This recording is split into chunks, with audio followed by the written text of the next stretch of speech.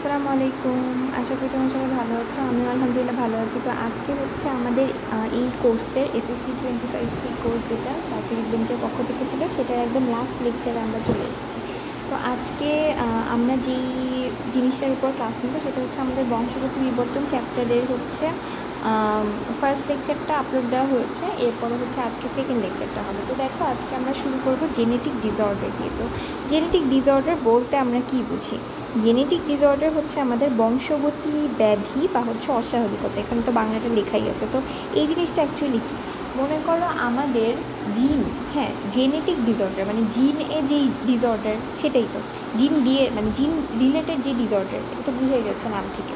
তো এখন আমাদের যে ক্রোমোজোমে জিন থাকে, সেই জিন দিয়ে যদি কোনো হচ্ছে সেই জিনে কোনো অ্যাবনর্মালিটিসের কারণে বা কোনো প্রবলেমের কারণে যদি কোনো রোগ হয়, সেটা হচ্ছে আমাদের জেনেটিক ডিসঅর্ডার। এখন ক্রোমোজোম তো আমাদের দুই টাইপের।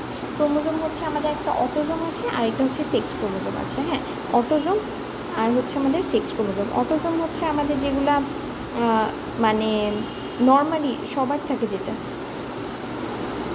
অটোজোম হচ্ছে আমাদের,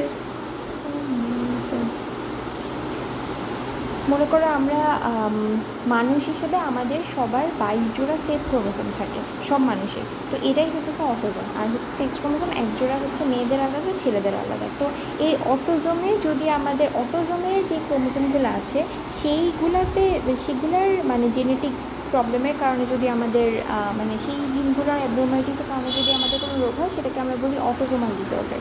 আর যেটা হচ্ছে আমাদের সেক্স ক্রোমোজোমে অবস্থিত জিনে অ্যাবনর্মালিটিসের কারণে যদি আমাদের রোগ হয়, তাহলে সেটাকে আমরা বলবো সেক্স লিঙ্ক ডিসঅর্ডার। হ্যাঁ, আচ্ছা, তাহলে হচ্ছে দেখো, কিছু জিনগত অসুখ আছে যেগুলোতে মিউটেশন হয় সেক্স ক্রোমোজোমে অবস্থিত জিনগুলোতে। আচ্ছা, মিউটেশন জিনিসটা কি? দেখো, আমাদের মিউটেশন মানে হচ্ছে ডিএনএ এর স্থায়ী পরিবর্তন। হ্যাঁ, মিউটেশন মানে হচ্ছে আমাদের ডিএনএ এর স্থায়ী পরিবর্তন।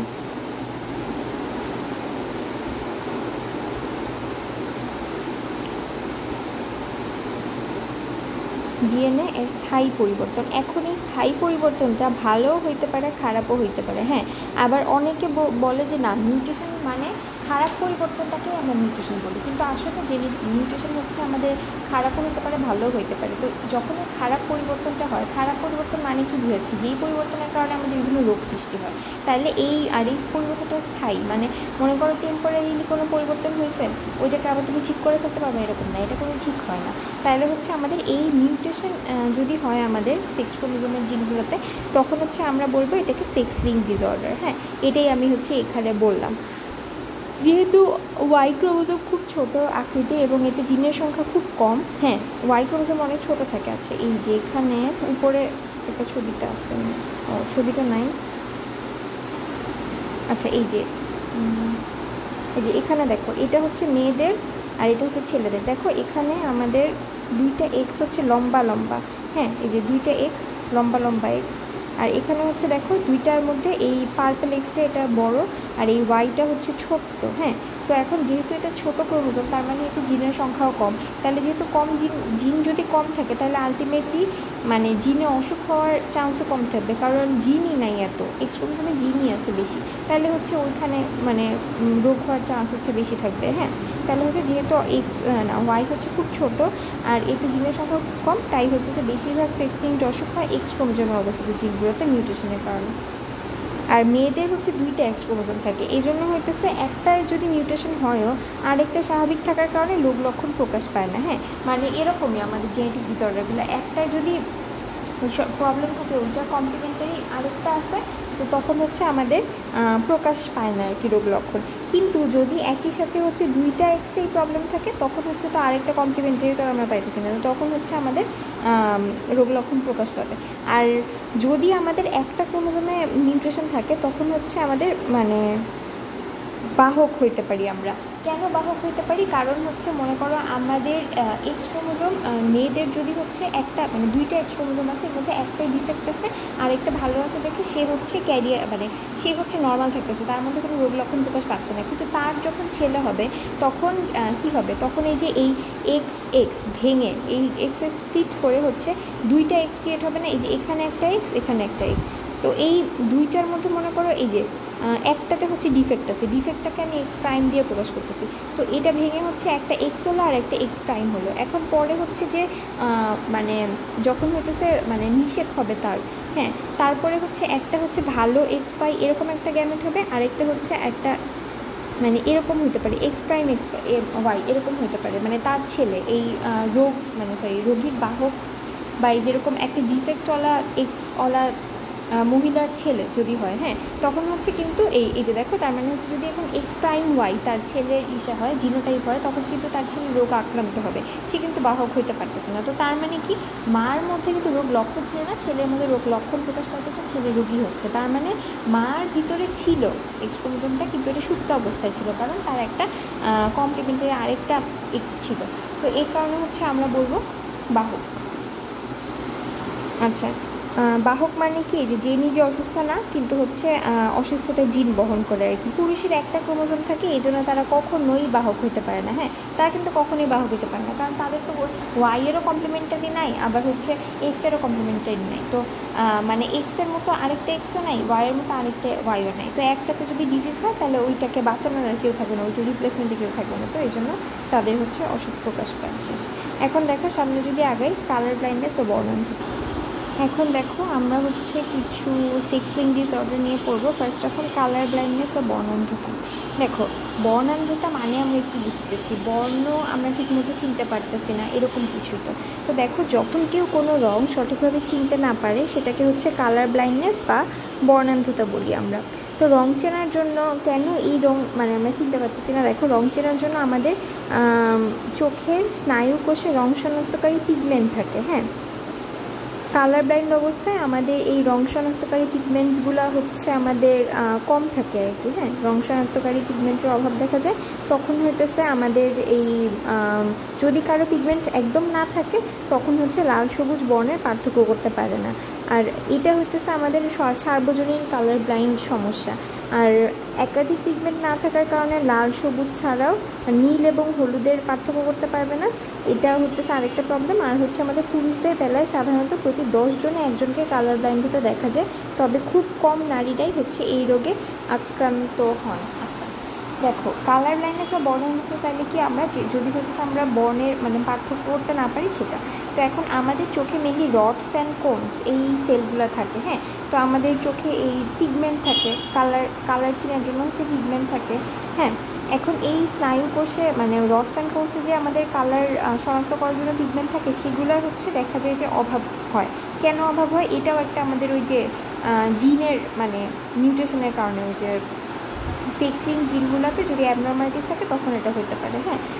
তো তখন হচ্ছে এরকম পিগমেন্ট একদম না থাকে বা পিগমেন্ট হচ্ছে কম থাকে, তখন দেখা যায় ফার্স্ট অফ অল আমাদের যে প্রবলেম হয়, সব কালারে যে আমরা মানে পার্থক্য করতে প্রবলেম হয় এরকম না, লাল আর সবুজ পার্থক্য করতে হচ্ছে প্রবলেম হয়। যে ডান পাশে থেকে একটা চার্ট দিছে, এটা হচ্ছে ইশিহারা চার্ট, হ্যাঁ। এইটা হচ্ছে আমাদের ওয়াইডলি ইউজ করে হচ্ছে আমাদের যে আই স্পেশালিস্টরা অপথলমোলজিস্টরা ইউজ করে হচ্ছে যেরকম রোগী আমাদের মানে ব্লাইন্ড নাকি সেটা কালার ব্লাইন্ড নাকি এটা হচ্ছে শনাক্ত করার জন্য। এরকম লাল সবুজের মধ্যে মনে করো তুমি আমি কি দেখতেছি এখানে হচ্ছে যে 74, হ্যাঁ 74 হচ্ছে আমাদের এখানে দেখা যাচ্ছে লালের মধ্যে সবুজ দিয়ে 74 লেখা, কিন্তু একটা কালার ব্লাইন্ড রোগী হচ্ছে এটা দেখতে পারবে না, যে 74 লেখা আছে এটা দেখতে পারবে না, সে লাল আর সবুজকে একই রকম দেখবে বা কিছু আলাদা করতে পারবে না, ঠিক আছে। তো এটা হচ্ছে আমাদের প্রাইমারিলি ম্যাক্সিমাম রোগীর এটা দেখা যায়, এটা সবাই দেখা যায়। কিন্তু এরপরেও যদি আমাদের আরও কম থাকে, আরও সিভিয়ার প্রবলেম হয়, তখন হচ্ছে দেখা যায় যে নীল আর হলুদেরও পার্থক্য করতে পারতেছে না। তো কেউ যদি এটা চিন্তা না পারে, তারপরে হচ্ছে ডাক্তার এরকমই একটা দিবে যে নীলের মধ্যে হলুদ লেখা বা হলুদের মধ্যে নীল লেখা, তখন দেখবে যে ওইটাও যদি চিন্তা না পারে তাহলে বুঝবে যে তার মানে আরও সমস্যা আছে, এটাই। আচ্ছা একাধিক পিগমেন্ট আর কি দেখার, হ্যাঁ। আর আমাদের এক এক কালারের জন্য এক এক পিগমেন্ট দায়ী থাকে। তো ওই রকম হচ্ছে দেখা যায় যে আরও যদি পিগমেন্টের প্রবলেম থাকে লাল সবুজের পরে, তখন বুঝবে যে মানে অন্য কালারের প্রবলেম হচ্ছে, নীল আর হলুদের পার্থক্য প্রবলেম হচ্ছে, তখন বুঝবে যে একাধিক পিগমেন্টের প্রবলেম। আর এটা হচ্ছে কেন বলতো, যে আমাদের বললাম যে পুরুষের মধ্যে হচ্ছে এই প্রবলেমটা খুব বেশি দেখা যায় আর নারীতে কম দেখা যায়। কারণ হচ্ছে আমাদের পুরুষের মধ্যে যে বলছিলাম যে ওয়াই ক্রোমোজোম থাকে, এখন মনে করো পুরুষের এরকম একটা এক্স আর একটা ওয়াই থাকতেছে, তো এক্সটার মধ্যে কালার ব্লাইন্ডনেসের মানে জিনটা মানে মিউটেশনটা হয়েছে। তো একটা এক্স যেহেতু আমাদের ডিফেক্টেড, তার মানে এটার জন্য কমপ্লিমেন্ট মানে এইটার মতো আরেকটা এক্স তো নাই যেটা দিয়ে যেটা হচ্ছে আমাদের কাজ করবে আর কি, যে যাতে আমাদের এই রোগটার মানে সে বাহক হতে পারে বা এরকম কিছু, ওইটা হবে না। তো আমাদের এই জন্য আলটিমেটলি রোগটা প্রকাশ হতে পারতেছে। কিন্তু যদি এরকম এক্স প্রাইম এক্সের মেয়ে হয় তাহলে তো সে বাহক থাকতেছে, সে তো আমাদের রোগী হবে না। তো এইটাই হতেছে একটা মেইন কারণ যে কারণে আমাদের পুরুষরা বেশি আক্রান্ত হচ্ছে, অনেক বেশি, 10 জনে 1 জন।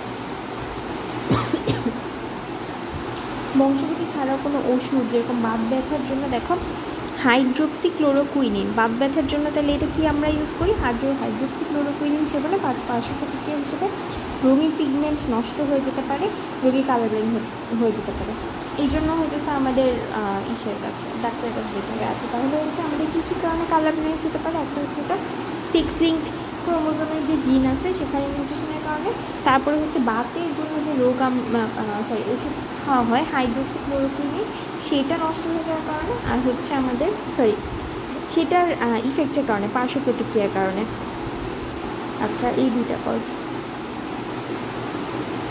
এখানে দেখো একটু ক্রস দেখাইছে, এই যে মা বাহক আর বাবাও হচ্ছে মানে রোগী, তখন কি হবে দেখো একটা বাবা, এই যে এখানে যদি হিসেব করে দেখাই, মা হচ্ছে বাহক এরকম, আর হচ্ছে বাবা আমাদের রোগী, তাহলে এরকম।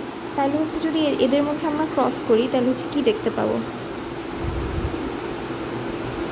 তাহলে হচ্ছে আমাদের এটা কি রোগী মেয়ে, হ্যাঁ, রোগ লক্ষণ প্রকাশ হওয়া মেয়ে।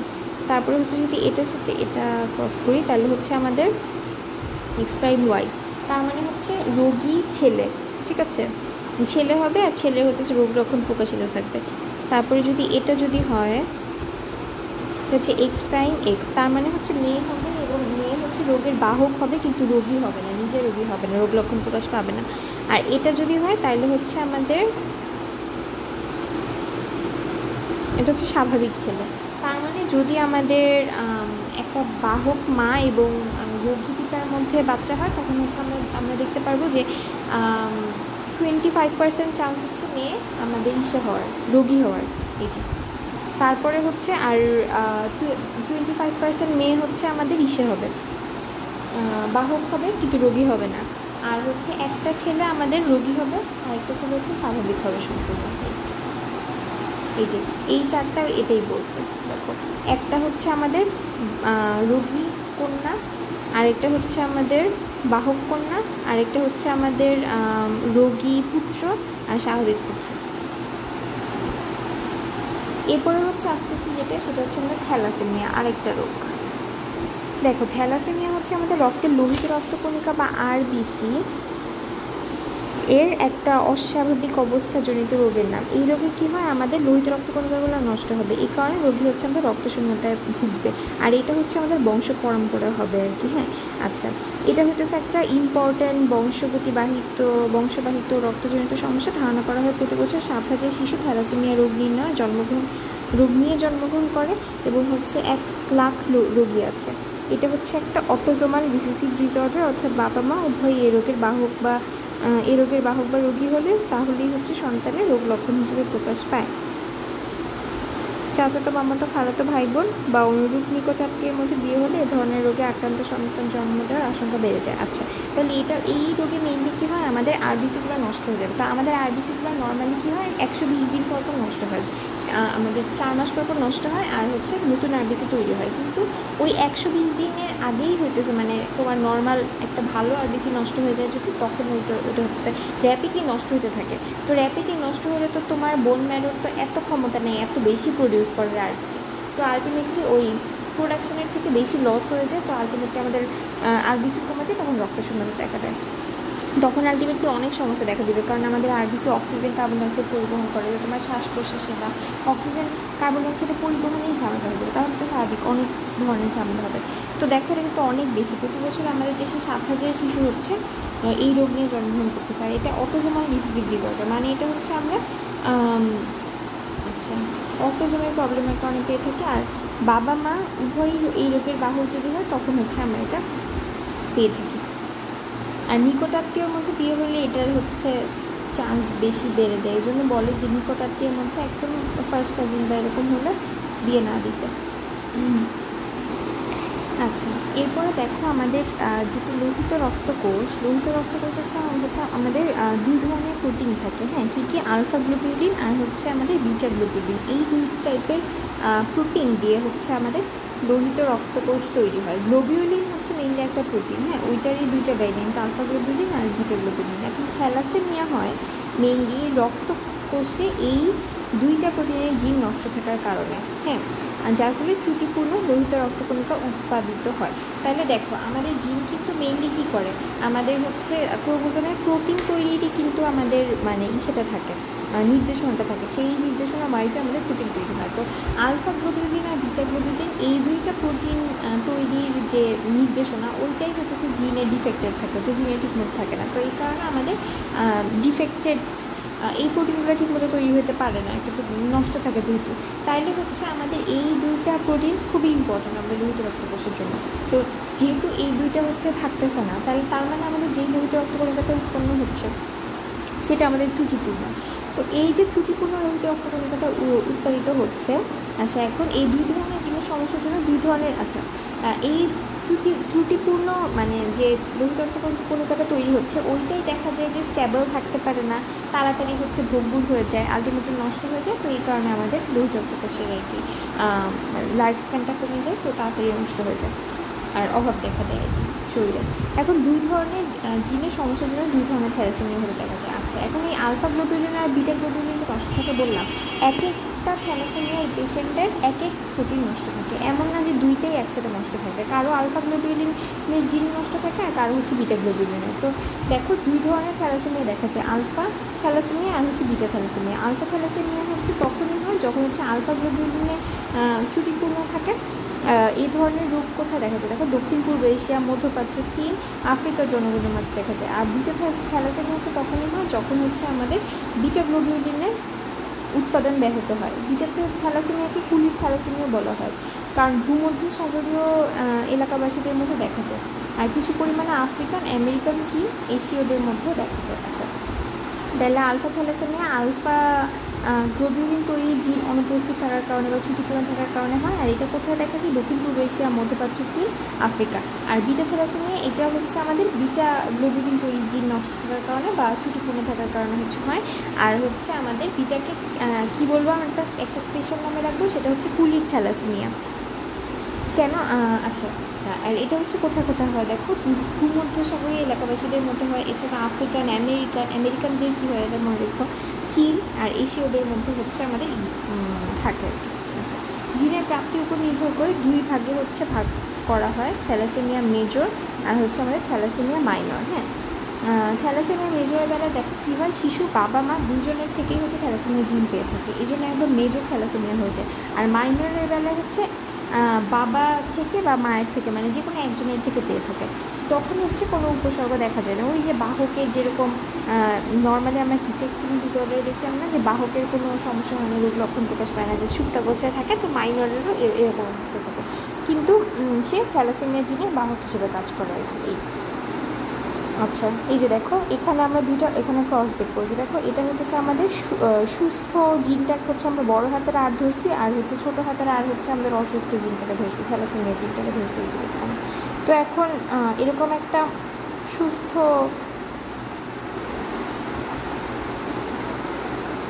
আচ্ছা সুস্থ কিন্তু বাহক মা আর হচ্ছে সুস্থ কিন্তু বাহক বাবা, এরকম যদি বিয়ে হয়, হ্যাঁ আচ্ছা, এখানে একটা জিনিস তোমাদেরকে বলি, আমরা একটু আগে পড়ছি কি এটা একটা অটোজোমাল রিসেসিভ ডিসঅর্ডার। এখন তোমরা বলতে পারো যে আমরা যে এক্স ওয়াই দিয়ে ক্রস করাইতাম ওইটা কেন করাচ্ছি না, কিন্তু দেখো এক্স ওয়াই দিয়ে আমরা কখন করাইতাম, যখন হচ্ছে এটা সেক্স লিঙ্ক ডিসঅর্ডার ছিল, কারণ সেক্স লিঙ্ক জিনেই প্রবলেম। বাট এখানে ব্যাপারটা ওই রকম না, এখানে হচ্ছে আমাদের ওই আমি যে বলছি না যে আমাদের নর্মালি 22টা ক্রোমোজোম থাকে দেহে, ওইটারই কোনোটাই মানে ওইটারই থ্যালাসেমিয়া জিনে ওইখানেই হইতেছে প্রবলেম, ওইখানকার যে ক্রোমোজোম আছে সেখানকার জিনে প্রবলেম থাকার কারণে হচ্ছে এটা হয়। তো দেখো আমাদের আলটিমেটলি ইসে করলে কী হইতেছে, যখন হচ্ছে গ্যামের সৃষ্টি হয় এরকম একটা দুইটা, তারপর হচ্ছে ক্রস এখানে একটা দুইটা, এই গ্যামেট হলে এরপরে যদি আমরা ক্রস করি একটা হচ্ছে আমাদের সুস্থ বাচ্চা হচ্ছে, একটা হচ্ছে আমাদের বাহক, এটা হচ্ছে আমাদের বাহক, আর এটা হতেছে সম্পূর্ণ রোগী আর কি। হ্যাঁ, এই যে দেখো এরকমই, এই যে এটা হচ্ছে একদম তার মানে হচ্ছে একদম বাবা মা দুজনই যদি বাহক হয় তখন হচ্ছে আমাদের একজন 4/1 শিশু হচ্ছে আমাদের পুরোপুরি রোগী হওয়ার চান্স থাকে, আর বাহক হওয়ার চান্স থাকে হচ্ছে 50%, একজন 25% হচ্ছে আমাদের সুস্থ হওয়ার চান্স থাকে।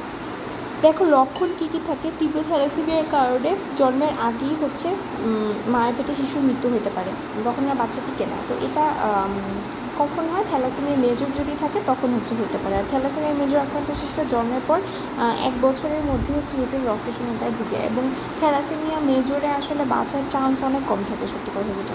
আর চিকিৎসা কী আছে, সাধারণত নির্দিষ্ট সম্পর্ক রক্ত প্রদান, নির্দিষ্ট ওষুধ খাইয়ে থ্যালাসেমিয়া চিকিৎসা দেওয়া যায়।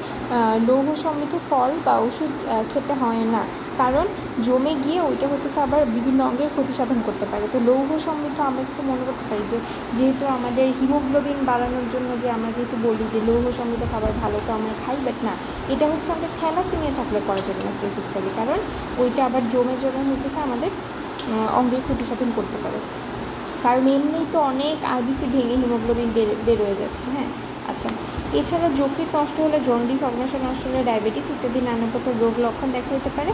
থ্যালাসেমিয়া, হ্যাঁ মানে এই আরবিসি কম থাকার কারণে অন্যান্য অঙ্গ নষ্ট হয়ে যেতে পারে আস্তে আস্তে, কারণ এমনিও বললাম দেখো আমাদের মেইন কাজটা কিন্তু একটা আরবিসি করতেছে, অক্সিজেন কার্বন ডাইঅক্সাইড আদান প্রদান। তো এইগুলা ঠিক না থাকলে, এরকম মেজর কাজ যদি ঠিক না থাকে তখন তো আমাদের অর্গান নষ্ট হইতেই পারে। তো সেটা হচ্ছে বেশি হয়। থ্যালাসেমিয়া রোগী 30 বছর বেশি বেঁচে থাকার সম্ভাবনা কম যদি এসব সমস্যা একবার শুরু হয়, যেটা বললাম যে ছোটোবেলায় ঠিক আছে এসে থাকলেও পরে আমাদের 30 বছর বেশি আসলে বাঁচে না ইউজুয়ালি। আচ্ছা, এরপরে হচ্ছে জৈব বিবর্তন তত্ত্ব, এর মাধ্যমে আমরা বিবর্তনের প্রবেশ করি। আচ্ছা দেখো, বিবর্তন ব্যাপারটা কি আমরা একটু পড়লে বুঝতে পারবো। বৈচিত্র্যময় পৃথিবীতে আমরা যেসব জীবের সঙ্গে পরিচিত তাদের মধ্যে প্রায় 13 লক্ষ প্রাণী এবং 4 লক্ষ প্রজাতির উদ্ভিদকে শনাক্ত করা সম্ভব হয়েছে। একসময় মানুষের ধারণা ছিল পৃথিবী অপরিবর্তিত, অর্থাৎ সৃষ্টির আদিতে পৃথিবীর যে আকার এবং আয়তন ছিল তার কোনো পরিবর্তন ঘটেনি। তারা ভাবতো আদি জীবজগতের সাথে বর্তমানকালে জীবজগতের তেমন কোনো পরিবর্তন বা পার্থক্য নেই।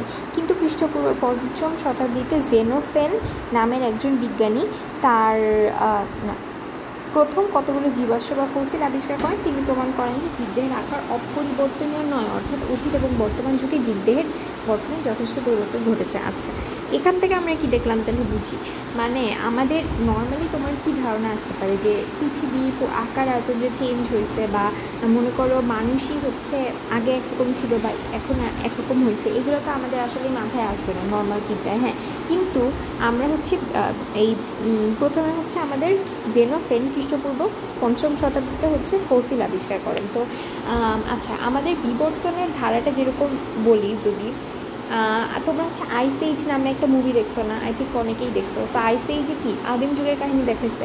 তো ওইখানে কিন্তু ওই যে আমরা যে ম্যামথগুলো দেখি, হ্যাঁ হাতি, ওগুলো কিন্তু আসলে আদিমকালে হাতি ওরকম ছিল, ধারণা করা হয় আর কি, ম্যামথ ওরকম ছিল আর কি, বড় আরও বড় সড়ো ওইরকম সাইজের এরকম ইসে। তো কিন্তু এখনকার হাতি কিন্তু ওইরকম না, তাই না, চেঞ্জ হয়েছে। কারণ এটার কারণ কি, কারণ ওই যে মানে বিবর্তন হয়েছে, তাদের মধ্যে পরিবর্তন হয়ে মানে অনেক যুগ ধরে পরিবর্তন হইতে হচ্ছে নতুন হাতি হয়েছে। তো আগে মানুষ অনেক লম্বা ছিল। হ্যাঁ, এটা আই থিঙ্ক তোমরা সবাই হচ্ছে ছোটোবেলায় শুনছো, ফিরাউন হচ্ছে কত মানে তার কত হচ্ছে বডি সাইজ কত বড় ছিল, বা মানে আগে এরকম সবাই হচ্ছে মানুষ মানে নর্মালি আগে লম্বা ছিল আর কি। এটা না আমিও শুনছি, আই থিঙ্ক সবাই শুনছে, এরকম লোকমুখে কতই কাহিনী শোনা যায়, হাত পা বড় বড় ছিল। তো এখন হচ্ছে আস্তে আস্তে ওইটা হচ্ছে ছোটো হইতে অনেক কিছু হয়ে গেছে। তারপরে এরকম আর কি সব প্রাণীর মধ্যে কিছু না কিছু চেঞ্জ হচ্ছে আমরা দেখতে পাচ্ছি। তো এই চেঞ্জটা, এই চেঞ্জটা এইটাই হতেছে আমাদের বিবর্তনের কারণে হয়েছে আর কি মেইনলি। তো জীবদেহের আকার পরিবর্তনীয় নয়, এটা হচ্ছে আমরা তখন থেকেই জানতে পারছি যে জীবদেহের আকার হচ্ছে অপরিবর্তনীয় নয়, এটা পরিবর্তন হয়। আর অতীত এবং বর্তমান যুগের জীবদেহের গঠনে যথেষ্ট পরিবর্তন হয়েছে, এটাও তখনই আবিষ্কার হয়েছে। এখন দেখো খ্রিস্টপূর্ব 4র্থ শতাব্দীতে গ্রিক দার্শনিক অ্যারিস্টটল প্রমাণ করেন জীবজগতে বিভিন্ন জীবের ভিতর এক শ্রেণীর জীব অন্য শ্রেণীর জীব থেকে উন্নত, এবং সেই জীবগুলো তাদের পূর্বপুরুষ থেকে উৎপত্তি লাভ করে বিবর্তনের মাধ্যমে ক্রমাগত পরিবর্তিত ও রূপান্তরিত হয়ে বর্তমান রূপ ধারণ করেছে। আচ্ছা, অ্যারিস্টটল কী বলছে এটা বলাটা ইম্পর্টেন্ট। দেখো তাহলে সে কী বলছে,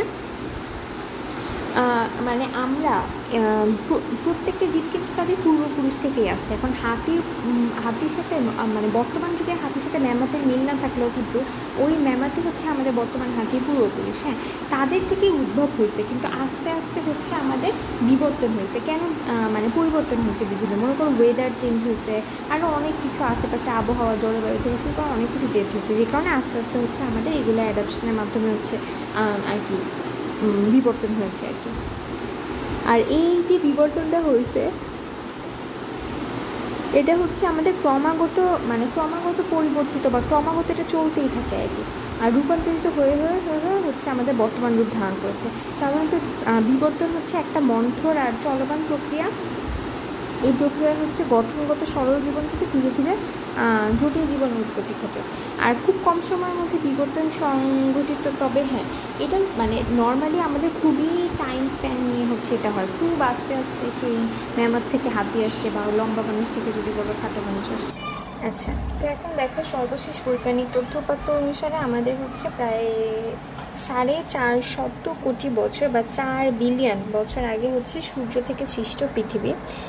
আর হচ্ছে এই পৃথিবী একটা উত্তপ্ত গ্যাস পিণ্ড ছিল। আচ্ছা, তাহলে হচ্ছে দেখো আমাদের এই বছরটা হচ্ছে মনে রাখা ইম্পর্টেন্ট। তাহলে আমাদের পৃথিবীর বয়স কত? 400 কোটি বছর বা 4.5 বিলিয়ন। হ্যাঁ, ওই টাইমে হচ্ছে আমাদের পৃথিবী যখন আমাদের উৎপত্তি হয়েছে তখন কি মানুষের বাসযোগ্য ছিল? আসল কথা কিন্তু এটা ছিল না, বাসযোগ্য একদমই ছিল না। তখন হচ্ছে একদম উত্তপ্ত একটা গ্যাস পিণ্ড ছিল। উত্তপ্ত গ্যাস পিণ্ড তো আমাদের আর থাকা পসিবল না। তো এরপরে দেখো কি হয়েছে, এটা তাপ বিকিরণ করছে। বিকিরণ মানে কি, আমাদের তাপ ছেড়ে দিছে আর কি, সোজা কথা বলতে গেলে। তো তাপ ছেড়ে দেওয়ার পরে উত্তাপ কমে গেছে। উত্তাপ কমে যাওয়ার পর হচ্ছে ঘনীভূত হয়েছে। ঘনীভূত হয়ে আমাদের তরল অবস্থা পাইছে। এই তরল অবস্থা থেকেও আরও তাপ বিকিরণ করে হচ্ছে মেবি আচ্ছা উত্তাপ কমে যাওয়া ক্রমশ ঘনীভূত হয়ে হচ্ছে তরল অবস্থা প্রাপ্ত হয়। তারপরে হচ্ছে আমাদের এই পিণ্ডটা হচ্ছে বাইরের দিক থেকে ভিতরের দিকে ক্রমশ কঠিন হতে থাকে। হ্যাঁ, আমাদের বাইরের দিক থেকে ভিতরের দিকে ক্রমশ কঠিন হতে থাকে, কারণ আগে তাহলে কি আমাদের তাপ বিকিরণ করে তো পুরোপুরি তরল হয়ে গেছিলো। তো তারপরে আমাদের কঠিন হতে হয়েছে না, কঠিনটা হয়েছে হচ্ছে ভিতরের দিক থেকে আমাদের ক্রমশ কঠিন হয়েছে আর কি, সেন্টারের দিক থেকে। এবং উদ্ভূত জলীয় বাষ্প থেকে মেঘের হচ্ছে সৃষ্টি হয়। আর এইটা কোন দিকে ছিল? এটা একদম বাইরের দিকে ছিল মেঘ। এরকম মেঘ থেকে বৃষ্টি হওয়ায় পৃথিবীর কঠিন বহিঃস্তরে জলভাগ অর্থাৎ সমুদ্রের আবির্ভাব হয়। হ্যাঁ, আচ্ছা, মানে হচ্ছে এরকম পৃথিবী, এরকম একটা মনে করো পিণ্ডের মতো যদি আমরা চিন্তা করি, তো আমাদের ফার্স্টে কী ছিল, এটা ফার্স্টে হচ্ছে একদম আমাদের উত্তপ্ত একটা গ্যাস পিণ্ড টাইপের ছিল। হ্যাঁ, তো তারপরে হচ্ছে এই উত্তপ্ত গ্যাস পিণ্ড থেকে কি হলো, আমাদের তাপ বিকিরণ করতে করতে করতে করতে আমাদের একদম মানে পুরা ইসেতে হচ্ছে পানি একদম জলাধার হয়ে গেল। তো এই জল থেকে আলটিমেটলি কি আমাদের জল মানে একদম জলাধার যখন ছিল, তারপরে আমাদের এই সেন্টারের দিক থেকে হচ্ছে আস্তে আস্তে কঠিন হওয়া শুরু করলো। তো এই যে সেন্টার থেকে কঠিন হইতে হইতে হইতে হইতে কঠিন হলো। আর হচ্ছে বাইরের দিকে কি হলো, বাইরের দিকে হচ্ছে আমাদের জলীয় বাষ্প, যে এইসব জায়গায় জলীয় বাষ্প ছিল, এখান থেকে হচ্ছে আস্তে আস্তে মেঘ সৃষ্টি হলো। আর হচ্ছে আমাদের বাইরের দিকে যে সমুদ্রগুলো হচ্ছে সৃষ্টি হলো। ঠিক আছে, তো এইভাবে হইতেছে আমাদের আলটিমেটলি পৃথিবীটা বাসযোগ্য হয়েছে আস্তে আস্তে। আচ্ছা, মেঘের আবির্ভাব এবং ওই রকম মেঘ থেকে বৃষ্টি হয় পৃথিবীর কঠিন বহিঃস্তরের জলভাগ। তাহলে আমাদের মেঘের বৃষ্টি দিয়েই কিন্তু ওই সমুদ্রটা হয়েছে, যেটাই হোক বহিঃস্তরের জলভাগ অর্থাৎ সমুদ্রের আবির্ভাব ঘটে। এক সময় সমুদ্রের পানিতে হচ্ছে প্রাণের আবির্ভাব হয়। এই যে আমরা এত সি ফুড, তারপরে যে সমুদ্রের প্রাণী দেখি না, জীব, তার মানে এরাই হচ্ছে পৃথিবীর আদি জীব আর কি, সবার আগে এরাই আসে। সমুদ্রের প্রাণীতে সৃষ্ট জীবগুলোর ক্রমাগত পরিবর্তনের ফলে বর্তমানে বৈচিত্র্যময় জীবজগতের সৃষ্টি হয়েছে।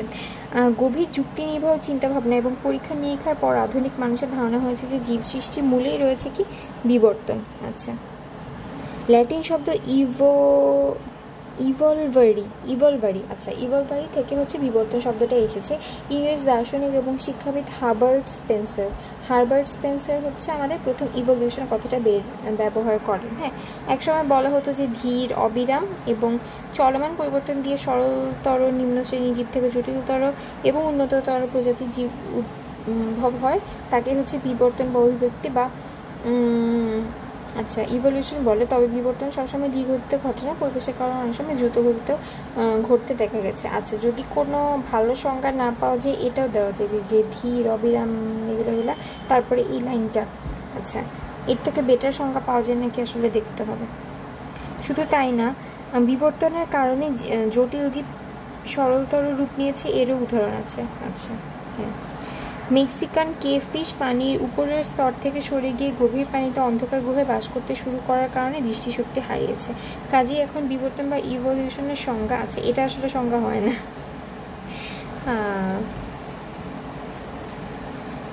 হ্যাঁ, তাহলে হচ্ছে দেখো এই ফিশটার নাম মনে রাখতে হবে, কেভ ফিশ। হ্যাঁ, কোথায়? Mexican cave fish. এরা তাহলে আগে হচ্ছে আমাদের সমুদ্রের উপরে থাকতো, তো তখন তাদের দৃষ্টিশক্তি ছিল, তো এটা একটা উন্নত বৈশিষ্ট্য না যে তারা দেখতে পারতেছে, উপরে থাকতেছে। কিন্তু কি হইলো, আস্তে আস্তে তারা হচ্ছে গুহায় থাকা শুরু করলো এবং পার্মানেন্টলি দৃষ্টিশক্তি হারায় গেল। দৃষ্টিশক্তি একটা তো উন্নত জীবেরই থাকে, তো এটা হারায় গেছে, মানে তারা হচ্ছে অনুন্নত হয়ে গেছে আর কি, তো গেল। আচ্ছা, দৃষ্টিশক্তি হারিয়েছে। কাজেই এখন বিবর্তন বা ইভলিউশনের সংজ্ঞা জিনের অ্যালিলের মাধ্যমে দেওয়া হয়। কিভাবে? একটি নির্দিষ্ট জিন একাধিকভাবে থাকতে পারে তখন আচ্ছা, এটা হচ্ছে অ্যালিলের সংজ্ঞা। একটি নির্দিষ্ট জিন একাধিকভাবে থাকতে পারে তখন সেই জিনটির ভিন্ন ভিন্ন রূপকে তার অ্যালিল বলা হয়। হ্যাঁ, আচ্ছা, কার্টিস বার্নার্স প্রদত্ত আধুনিক সংজ্ঞানুসারে বিবর্তন হলো প্রজন্ম থেকে প্রজন্মে নির্দিষ্ট এলাকায় এক বা একাধিক প্রজাতির অ্যালিল ফ্রিকোয়েন্সির পরিবর্তন। আচ্ছা, মানে কি? মনে করো আমাদের আচ্ছা অ্যালিল, মনে করো আমাদের একটা লোকাস, আচ্ছা মনে করো ক্রোমোজোমে একটা নির্দিষ্ট জায়গায় একটা জিন থাকার কথা, তো আমাদের তো একই রকম ক্রোমোজোম দেখা যায় যে আমরা বলি না 22 জোড়া ক্রোমোজোম থাকে, মানে একই রকম হচ্ছে 2 পেয়ারের ক্রোমোজোম থাকে। তো এখন মনে করো এক সেট ক্রোমোজোমে একটা জিন, এক সেট ক্রোমোজোমে একটা নির্দিষ্ট ক্রোমোজোমে একটা জিন যেভাবে আছে, তার অন্য সেটে ঠিক এই জিনটা হচ্ছে একটু অন্যরকমভাবে আছে বা অন্য শেপে আছে বা কিছু, এই যে অন্যরকমভাবে আছে এইটাকে একটাকে আরেকটার হচ্ছে অ্যালিল বলা হয়, যে তারা একই জিন বা একই রকম কিন্তু তাদের মধ্যে কিছু পরিবর্তন আছে, ভিন্ন রূপ আছে আর কি, এরকম। তো একটা জিন বিভিন্ন রূপেই থাকতে পারে, তো এই আস্তে আস্তে মনে করো ক্রোমোজোমের রূপে পরিবর্তন হওয়ার কারণে কিন্তু আমাদের অ্যালিলে পরিবর্তন হওয়ার কারণে হচ্ছে আমাদের বিবর্তনগুলো হইতেছে। তো এটাই বিবর্তনগুলো প্রজন্ম থেকে প্রজন্মের নির্দিষ্ট এলাকায় এক বা কাছাকাছি প্রজাতির অ্যালিল ফ্রিকোয়েন্সির পরিবর্তন। আচ্ছা, এখন দেখো ধরা যাক সুন্দরবনের সমস্ত বাঘের সবগুলো জিন নির্ণয় করে একটা যদি তালিকা দেওয়া হয়, তখন হচ্ছে কোন জিনের কোন অ্যালিল কতগুলো করে আছে সেটার হিসাব রাখা হয়। তাহলে হচ্ছে বেশ কিছু বছর পরে কোনো একটা প্রজন্মের সকল বাঘের সবগুলো জিন নির্ণয় করে আবার কোনো অ্যালিল কতগুলো করে আছে সেটাও হিসাব করা হলো। তারপর 2 প্রজন্মের জিনগুলোর তুলনা করে দেখা যায় যে এক প্রজন্ম থেকে অপর প্রজন্মে কোনো জিনের অ্যালিলের সংখ্যার উল্লেখযোগ্য পরিবর্তন ঘটেছে, তাহলে হচ্ছে দেখা যাবে ওই বাঘের ওই পপুলেশনটার বিবর্তন হয়েছে। হ্যাঁ, আচ্ছা, ওইটাই যদি মানে এরকম মনে করো তুমি একটা লিস্ট করে রাখলা যে কোন টাইপের অ্যালিল বা কোন টাইপের রূপভেদ হচ্ছে দেখা যাচ্ছে বাঘের মধ্যে, তো তারপরে আবার অনেক বছর পরে, এটা আসলে অনেক দিন লাগবে, কোনো মানে কয়েক জেনারেশন পরে আবার এরকম হিসাব করে যদি অ্যালিল হিসাব করা হয়, তারপরে যদি আমাদের মানে দুইটার মধ্যে তুলনা করা হয়, তাহলে যদি দেখা যায় যে পরিবর্তন হয়েছে অ্যালিলের, তাইলেই বোঝা যাবে কি বিবর্তন হয়েছে, ওই পপুলেশনটা বিবর্তন ঘটেছে। এই কথাই হচ্ছে মেনলি এখানে বলছে। এই কথাগুলো না খুবই মানে বোরিং লাগে পড়তে, তো জাস্ট একবার বুঝে নাও, তারপরে ওই সৃজনশীল যেটুকু আসে ওটুকুই পড়ো, এর বেশি কিছু পড়তে হবে না, খুব বেশি ইঞ্চি এখান থেকে আসেও না। আচ্ছা, জীবনের আবির্ভাব দেখো, এটা একটু মানে ইন্টারেস্টিং হইতে পারে। আমাদের পৃথিবীতে জীবনের আবির্ভাব কেমন হয়েছে, পৃথিবীর উৎপত্তি কীভাবে হয়েছিল সে সম্পর্কে বিভিন্ন মতবাদ হচ্ছে বর্তমানে প্রচলিত আছে, তবে জীবনের উৎপত্তি যে প্রথমে সমুদ্রে পানিতে হয়েছিল এটা সম্পর্কে কোনো দ্বিমত নাই। ঠিক আছে, তো আমাদের আচ্ছা এ সম্পর্কে বিজ্ঞানীরা যে যুক্তি রেখেছেন সেগুলো এরকম। প্রথমত, অধিকাংশ জীবকোষ এবং দেহস্থ রক্ত অন্যান্য তরল নানা রকম লবণের উপস্থিতি, যার সঙ্গে সমুদ্রের পানি খনিজ লবণের সাদৃশ্য আছে। আচ্ছা, আমাদের কি আমরা সমুদ্রে বলি না লবণাক্ত পানি, আর আমাদের শরীরের বিভিন্ন ফ্লুইডেও হচ্ছে একদম লবণ পাওয়াই যায়। তো এটাই যেহেতু মানে সাদৃশ্য আছে, তাহলে ধারণা করা হচ্ছে ওই যে ওই লবণ থেকেই হচ্ছে আমরা মানে আমাদের গায়ে লবণ আসছে কি, আমরা ওখান থেকে আসছি, এরকম কিছু একটা। তো দ্বিতীয়ত, সমুদ্রের পানিতে এখনও অনেক সরল আর এককোষী জীব রয়েছে। তাহলে এই দুইটা জিনিস একটু পড়ে ফেলবা। পৃথিবীতে জীব সৃষ্টি হয়েছিল সে সম্পর্কে বিজ্ঞানসম্মত অনুমান এরকম যে প্রায় 260 কোটি বছর আগে পৃথিবীর বায়ুমণ্ডলে প্রচুর পরিমাণে মিথেন, অ্যামোনিয়া এবং হাইড্রোজেন সালফাইড, জলীয় বাষ্প, নাইট্রোজেন, কার্বন ডাইঅক্সাইড গ্যাস ছিল, কিন্তু অক্সিজেন গ্যাস ছিল না। হ্যাঁ, অহরহ আগ্নেয়গিরির, আচ্ছা এটা কিন্তু একটা ইম্পর্টেন্ট ফ্যাক্ট যে আচ্ছা আমাদের প্রথমে কিন্তু আমাদের পৃথিবীতে আদিম যুগে কোনো অক্সিজেন ছিল না। হ্যাঁ, মানে নর্মাল কোনো অক্সিজেন গ্যাস ছিল না। কিভাবে আমরা প্রথম অক্সিজেন আসছে সেটা হচ্ছে আমাদের সালোক সংশ্লেষণ যে করে উদ্ভিদরা, সালোক সংশ্লেষণের পরে যে অক্সিজেন প্রডিউস হয়েছে ওইটাই হতেছে প্রথম গ্যাসীয় অক্সিজেন। হ্যাঁ, এটা মেবি তোমাদেরকে সালোক সংশ্লেষণের চ্যাপ্টার যে কিছুদিন আগে পড়েছি তখনই বলছিলাম। আচ্ছা, আবার বললাম তো, অহরহ আগ্নেয়গিরির অগ্নুৎপাতের ফলে বায়ুমণ্ডলের তাপমাত্রা বৃদ্ধি করতে এবং বজ্রপাতের ফলে অতিবেগুনি রশ্মির প্রভাবে এই জৈব পদার্থগুলো মিলিত হয়ে কি তৈরি করে? অ্যামিনো অ্যাসিড, মানে প্রোটিনের একক যেটা এটা, আর নিউক্লিক অ্যাসিড। তো অ্যামিনো অ্যাসিড আর নিউক্লিক অ্যাসিড হইলে তো আমাদের মোটামুটি ইসে হয়ে যায়। আচ্ছা, ল্যাবরেটরিতে এই প্রক্রিয়াটি পরীক্ষা করে প্রমাণ করা হয়েছে। আচ্ছা, কিভাবে তাহলে অ্যামিনো অ্যাসিড আর নিউক্লিক অ্যাসিড তৈরি করা হলো? যে আমাদের মিথেন, অ্যামোনিয়া, তারপরে হচ্ছে হাইড্রোজেন সালফাইড, জলীয় বাষ্প, নাইট্রোজেন, এই 5টা জিনিস হচ্ছে ছিল। আর আমাদের তখন এগুলার রিয়াকশনের জন্য তাপমাত্রা দরকার লাগতো। তাপমাত্রা কেমনে আসছে? আগ্নেয়গিরির অগ্নুৎপাতের ফলে বায়ুমণ্ডলের তাপমাত্রা বৃদ্ধি ঘটছে, আর বজ্রপাতের ফলে অতিবেগুনি রশ্মির প্রভাবে এগুলো হচ্ছে একটা মানে রিয়াকশন করার সোর্স পাইছে আর কি। এই কারণে অ্যামিনো অ্যাসিড আর নিউক্লিক অ্যাসিড তৈরি হয়েছে। পরে অ্যামিনো অ্যাসিড আর নিউক্লিক অ্যাসিড মিলিত হয়ে নিউক্লিয় প্রোটিন অণু সৃষ্টি করছে। হ্যাঁ, তারপর নিউক্লিয় প্রোটিন অণুগুলো ক্রমে নিজেদের প্রতিরূপ বা রেপ্লিকেশনের মাধ্যমে নিউক্লিয় প্রোটিনগুলো হচ্ছে রেপ্লিকেশন করছে, মানে একটা থেকে আরও তৈরি হয়ে তারা হচ্ছে আমাদের জীবনের সূত্রপাত ঘটেছে। পৃথিবীর উৎপত্তি এবং তার ধারাবাহিকতায় এই ঘটনার প্রভাব, এটাকে বলা হয় রাসায়নিক বিবর্তন বা অভিব্যক্তি। তাহলে অভিব্যক্তিকে আই থিঙ্ক এখন বর্ণনা করতে পারবা। আচ্ছা, তো এখন দেখো, ধারণা করা হয় যে প্রোটিন আর নিউক্লিক অ্যাসিড সহযোগে সৃষ্টি হয়েছে নিউক্লিয় প্রোটিন। এটা তো আমরা এমনিও জানি। আচ্ছা, প্রোটিন এমনিতে হচ্ছে বিভিন্ন জিনিসের সাথে অ্যাড হয়ে হচ্ছে আমাদের কনজুগেটেড প্রোটিন তৈরি করে। যেরকম কার্বোহাইড্রেটের সাথে প্রোটিন যুক্ত হয়ে হচ্ছে গ্লাইকোপ্রোটিন তৈরি করে, লিপিডের সাথে হচ্ছে যুক্ত হয়ে লিপোপ্রোটিন তৈরি করে। তো এরকম নিউক্লিক অ্যাসিড যেগুলো আছে, মানে ডিএনএ, আরএনএ, আমরা যাদের নিউক্লিক অ্যাসিড দেখছি, এইগুলো হচ্ছে নিউক্লিক অ্যাসিড। তো এই নিউক্লিক অ্যাসিডগুলোর সাথে হচ্ছে আমাদের প্রোটিন মিলে হচ্ছে কনজুগেট প্রোটিন তৈরি করে, সেটা হচ্ছে নিউক্লিয় প্রোটিন। তো এই নিউক্লিয় প্রোটিন থেকেই হচ্ছে আমাদের কী সৃষ্টি হয়? দেখো, প্রোটোভাইরাস সৃষ্টি হয়, আর এখান থেকে সৃষ্টি হয় হচ্ছে আমাদের আলটিমেটলি ভাইরাস। তো ভাইরাসের যে মানে আদি ভাইরাস যদি বলি, ভাইরাসের থেকেও সরল প্রজাতির জীব, সেটা হচ্ছে আমাদের প্রোটোভাইরাস। তো ভাইরাস আসলে জীবও না। আচ্ছা, ভাইরাস এমন একটা অবস্থা নির্দেশ করে যা জীব এবং জড়ের মধ্যবর্তী অবস্থা। হ্যাঁ, ভাইরাসকে এমনিতে অণুজীব বলা হয়। আমরা ইন্টারে গেলে তোমরা হচ্ছে 4th চ্যাপ্টার মেবি আসার বইয়ে তোমরা হচ্ছে পাবা একটা চ্যাপ্টার অণুজীব নামে। হ্যাঁ, তো ওখানে দেখবা ভাইরাস নিয়ে আলোচনা করা হয়েছে। তো ভাইরাস অ্যাকচুয়ালি জীবও না, জড়ও না, ইসে করা যায় না। তো জীবের বৈশিষ্ট্য আছে, আবার জড়ের বৈশিষ্ট্য আছে। তো এই জন্য এটাকে অ্যাকচুয়ালি অণুজীব বলা হয়, জীব জড়ের মধ্যবর্তী অবস্থা। এরপর উদ্ভব হয় হচ্ছে ব্যাকটেরিয়া হচ্ছে আমাদের ভাইরাস থেকে একটু বেশি মানে একটু উন্নত আর কি। অনেক সময় বলে, অনেকে জিজ্ঞেস করতে পারে যে ভাইরাস বেশি উন্নত না ব্যাকটেরিয়া। তো আচ্ছা, ভাইরাসের পরে আমাদের ব্যাকটেরিয়া আসছে, এরপরে সেখান থেকে আমাদের সৃষ্টি হয়েছে কি? প্রোটোজোয়া। আচ্ছা, তারপরে হচ্ছে আমাদের ব্যাকটেরিয়ার নিউক্লিয়াস দেখো আদি প্রকৃতির, এজন্য এদেরকে হচ্ছে আদি কোষ বলা হয়। হ্যাঁ, কিন্তু ব্যাকটেরিয়া জীব, আর কিন্তু জীব আর জড়ের মধ্যবর্তী অবস্থা। ভাইরাস এগুলো জীবও না। আচ্ছা, পরে প্রোটোজোয়াদের দেহে দেখা গেল সুগঠিত নিউক্লিয়াস। তাহলে হচ্ছে কি? প্রোটোজোয়া আমাদের প্রকৃত নিউক্লিয়াস যুক্ত জীব। তার মানে হচ্ছে আমাদের ভাইরাস অণুজীব বা জীব জড়ের মধ্যবর্তী অবস্থা, ব্যাকটেরিয়া আদিকোষ, আর হচ্ছে আমাদের প্রোটোজোয়া প্রকৃত কোষ। এককোষী জীবদেহের সৃষ্টি হলো ক্লোরোফিল, সেখান থেকে হচ্ছে খাদ্য সংশ্লেষণ হয়, সেখান থেকে আবার খাদ্য সংশ্লেষণের উপজাত হিসেবে অক্সিজেনের সৃষ্টি হতে শুরু করে। এটাই বললাম যে আমাদের পৃথিবীতে কোনো গ্যাসীয় অক্সিজেন ছিল না, আসছে এই সালোক সংশ্লেষণ দিয়ে। তখন সবাদ শোষণকারী জীবের সংখ্যা বৃদ্ধি পেতে থাকলো। কেন বৃদ্ধি পেতে থাকলো? কারণ তখন অক্সিজেন আছে, তার মানে তারা সার্ভাইভ করতে পারতেছে বা পারবে। তো এটাই উদ্ভব হলো এককোষী থেকে বহুকোষী জীব, এককোষী থেকে বহুকোষী জীবও আসলো। এককোষী বা প্রকৃত আচ্ছা, তাহলে হচ্ছে আমাদের ভাইরাস আমাদের হচ্ছে জীবজড়ের মধ্যবর্তী অবস্থা, ব্যাকটেরিয়া হচ্ছে আমাদের এককোষী আদিকোষী, এককোষী এবং আদিকোষী জীব। যেটা আমাদের এরপরে প্রোটোজোয়া আসতেছে, প্রোটোজোয়া থেকে হচ্ছে আমাদের সুগঠিত নিউক্লিয়াস আসতেছে, মানে প্রকৃতকোষী জীব। সেখানে আবার ক্লোরোফিল থাকতেছে, যেটা দিয়ে হচ্ছে সালোক সংশ্লেষণ করে খাদ্য তৈরি করতেছে, আবার হচ্ছে আমাদের অক্সিজেন পাওয়া যাচ্ছে। তো এরপরে আসলো তাহলে এই কারণে আসলো সবাদ শোষণকারী জীব, এবং আমাদের এককোষী থেকে আসলো বহুকোষী জীব। তারপরে উদ্ভিদ প্রাণী, এই দুইটা টাইপে হচ্ছে আমাদের বিবর্তন শুরু হলো। তারপরে হচ্ছে আস্তে আস্তে আর কি যা আসার আসছে। আচ্ছা, এখন ডারউইনবাদ বা ডারউইনের মতবাদ। ডারউইন হচ্ছে একটা লোকের নাম আর কি। হ্যাঁ, দেখো সেই এটা কী করছে, ব্রিটিশ প্রকৃতি বিজ্ঞানী, দেখো সে কী ছিল, সে প্রকৃতি বিজ্ঞানী ছিল চার্লস ডারউইন।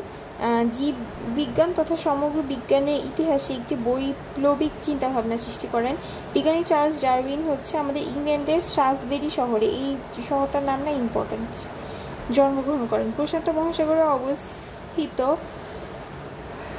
গ্যালাপ্যাগোস দ্বীপপুঞ্জে পরিভ্রমণকালে ওই অঞ্চলের প্রাণীকুলের আছে, এই নামটা মনে রেখো। হ্যাঁ, তোমাদের এমসিকিউ দিলেও দিতেও পারে। দ্বীপপুঞ্জে পরিভ্রমণকালে তিনি ওই অঞ্চলের উদ্ভিদ এবং প্রাণীকুলের বিস্ময়কর বৈশিষ্ট্য দেখে বিশেষভাবে আকৃষ্ট হন।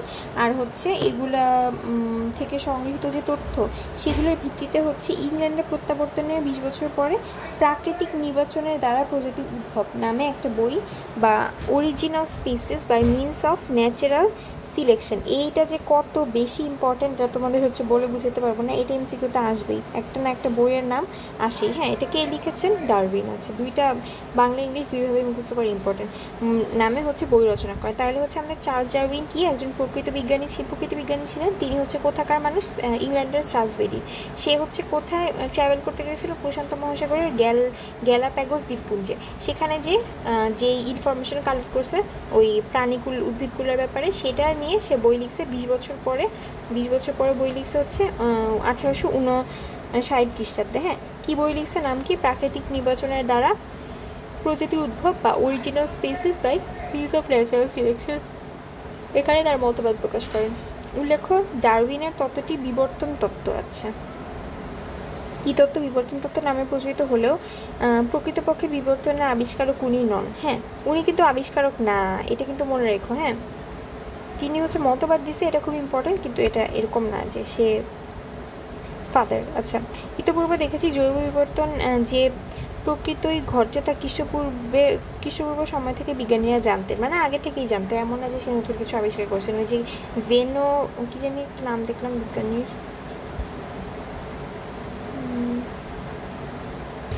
এই যে ফার্স্টে কে আবিষ্কার করছিল?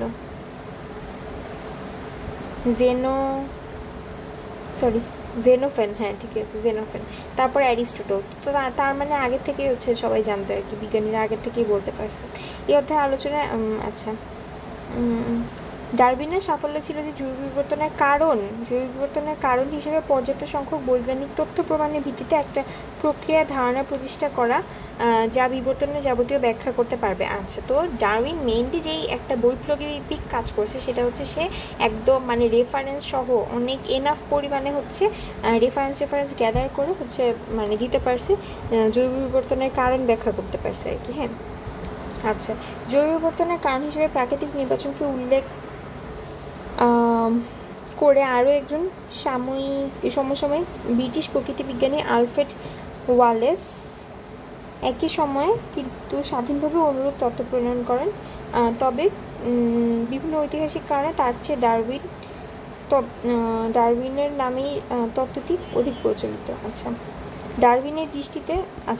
ডারউইনের দৃষ্টিতে যেই কয়েকটা হচ্ছে ব্যাপার ছিল আর কি। হ্যাঁ, মানে ওই কারণ যেগুলো আমরা পাইছি আর কি তার বইয়ে, সেগুলো যদি একটু বলি, দেখো কি কি। ফার্স্ট হচ্ছে অত্যাধিক হারে বংশবৃদ্ধি। হ্যাঁ, আচ্ছা, আচ্ছা, অত্যধিক হারে বংশবৃদ্ধি, ডারউইনের মতে অত্যধিক হারে বংশবৃদ্ধি করাটা হচ্ছে জীবের সহজাত বৈশিষ্ট্য। এর ফলে জ্যামিতিক আর হচ্ছে গাণিতিক হারে আমাদের জ্যামিতিক হারে এবং গাণিতিক হারে জীবের সংখ্যা বৃদ্ধি পায়। উদাহরণস্বরূপ একটি সরিষা গাছ থেকে বছরে প্রায়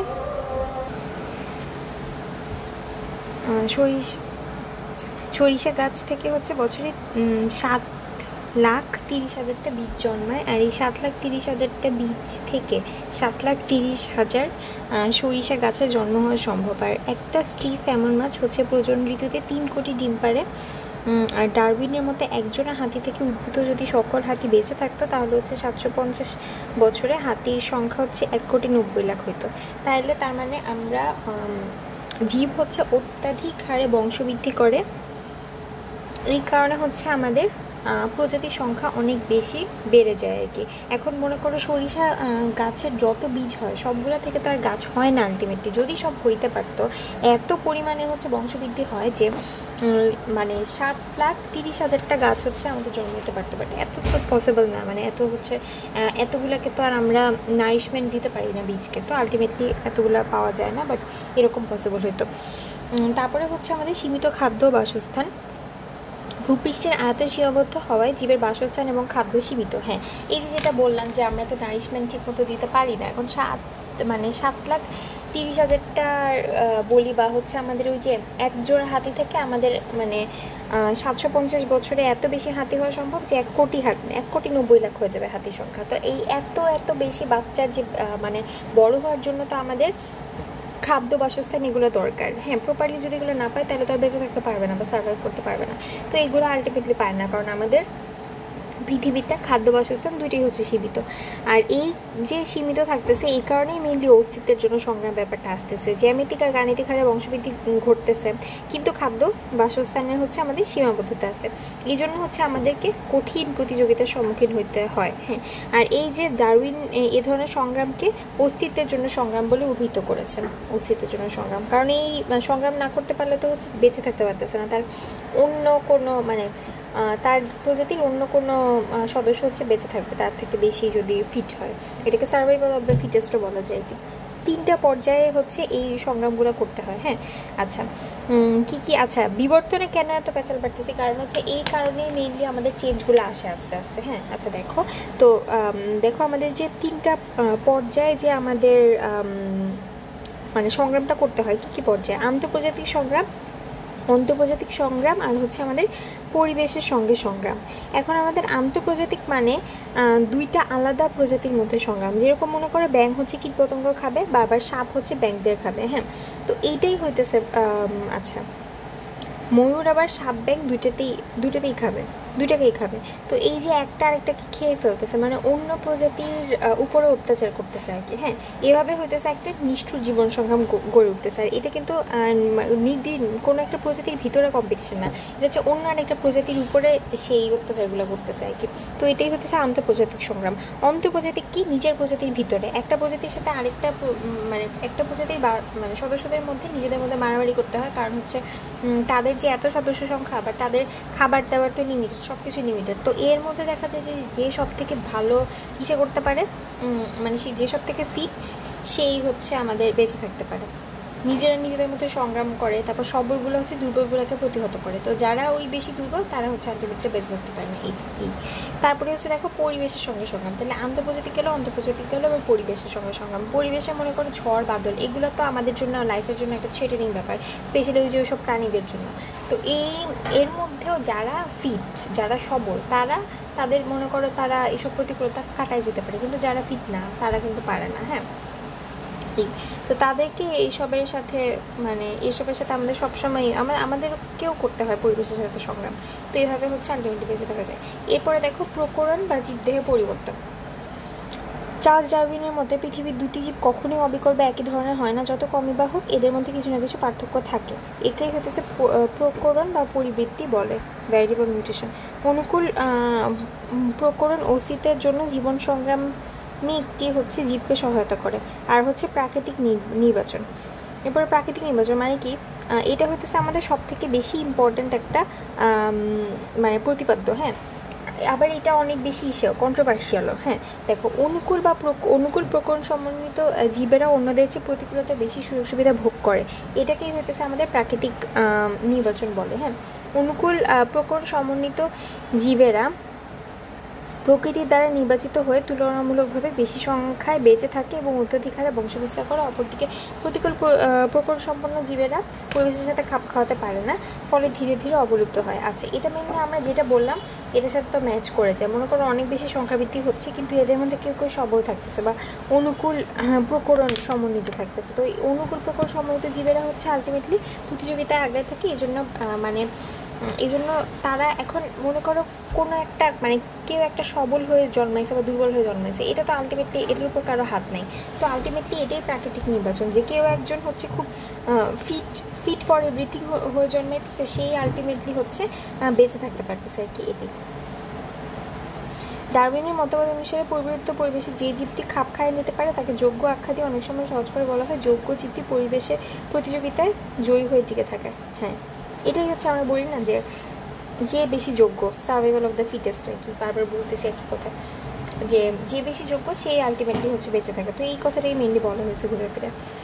নতুন প্রজাতির উৎপত্তি। যেসব প্রাণী উদ্ভিদের মধ্যে সুবিধাজনক প্রকরণ দেখা যায়, প্রকৃতি তাদের নির্বাচন করে এবং তাদের লালন করে। সুবিধাজনক প্রকরণযুক্ত প্রাণী এবং উদ্ভিদের নিজেদের সাথে মানিয়ে নিতে পারে এবং অযোগ্যদের তুলনায় বেশি হারে বংশবিস্তার করতে পারে। এভাবে উত্তরাধিকার সূত্রে এদের বংশধরদের মধ্যে প্রকরণগুলো যায়। এই বংশধরগুলোর মধ্যে আবার যাদের সুবিধাজনক প্রকরণ বেশি থাকে, প্রকৃতি আবার তাদের নির্বাচন করে। এইভাবে যুগ যুগান্তর ধরে ধরে হচ্ছে আমাদের চলতেছে আর কি নতুন প্রজাতির উৎপত্তি বা হচ্ছে সৃষ্টি, এরকম চলতেছে। বর্তমানে বংশগতিবিদ, কোষতত্ত্ববিদ এবং শ্রেণীবিদগণ নতুন প্রজাতির উৎপত্তির বিষয়টি বংশগতি বিদ্যা মতবাদের এবং বিবর্তন তত্ত্বের ভিত্তিতে বলেন তিনটি ভিন্ন উপায়ে নতুন প্রজাতির সৃষ্টি হতে পারে। আচ্ছা, এখন দেখো নতুন প্রজাতির সৃষ্টি হতে পারে তাহলে কোন তিনটা উপায়? দেখো, মূল প্রজাতির থেকে পৃথক হয়ে যাওয়ার ফলে, সংকরায়নের ফলে, আর হচ্ছে সংকরায়ন প্রজাতিতে কোষ বিভাজনের ফলে ঘটনাক্রমে ক্রোমোজোমের সংখ্যা বৃদ্ধি পেলে আছে। একটা নতুন প্রজাতি কীভাবে সৃষ্টি হয়? একটা কোনো প্রজাতির মনে করো কোনো সদস্যের মধ্যে অনেক বেশি ডিফারেন্স হয়ে গেছে, তখন হচ্ছে বা মিউটেশন হয়ে অন্যরকম হয়ে গেছে, তখন হচ্ছে আমাদের হতে পারে বা সংকরায়নের কারণে হতে পারে হাইব্রিডাইজেশন। হ্যাঁ, হাইব্রিডাইজেশন অনেক সময় হচ্ছে ব্যক্তি উদ্যোগেও করা যায়। আচ্ছা, আর সংকরায়ন প্রজাতিতে মনে করো কোষ বিভাজন যখন ঘটতে যায়, তখন যদি আমাদের কোনো কারণে ক্রোমোজোম সংখ্যা বেড়ে যায়, তখন তো প্রজাতি চেঞ্জ হয়েই যাবে। তো এভাবে হচ্ছে আমাদের নতুনভাবে অভিযোজন ঘটে এবং নতুন প্রজাতির উৎপন্ন হয়। এই প্রজাতি টিকে থাকার জন্য বিবর্তনের গুরুত্ব আছে, এটা অনেক ইম্পর্টেন্ট। বিবর্তন না হইলে কি হইতো? হ্যাঁ, এই যে এত কাহিনী করে যে বিবর্তন হচ্ছে,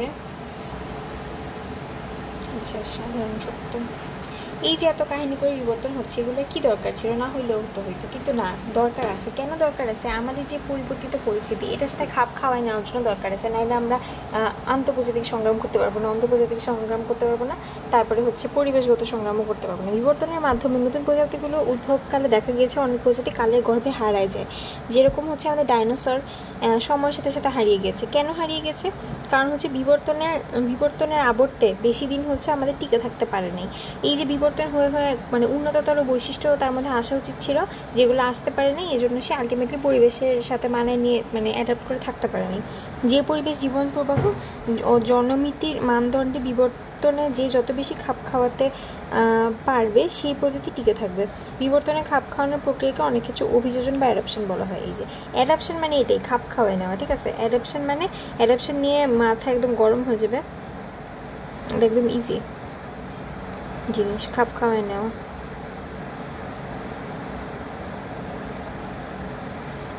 বিবর্তন যে শুধু প্রকৃতির করে ঘটে তা না, গবেষণাগারেও আমরা হচ্ছে বানাইতে পারি। বিবর্তনের বিপক্ষে কোনো বৈজ্ঞানিক প্রমাণ এখন পর্যন্ত খুঁজে পাওয়া যায়নি। জীবজগৎ সম্পর্কে আমাদের জ্ঞান যতই সমৃদ্ধ হচ্ছে, বিবর্তনকে অস্বীকার করা অসম্ভব হয়ে পড়েছে। তাহলে হচ্ছে আমাদের আজকে এই পর্যন্তই ছিল।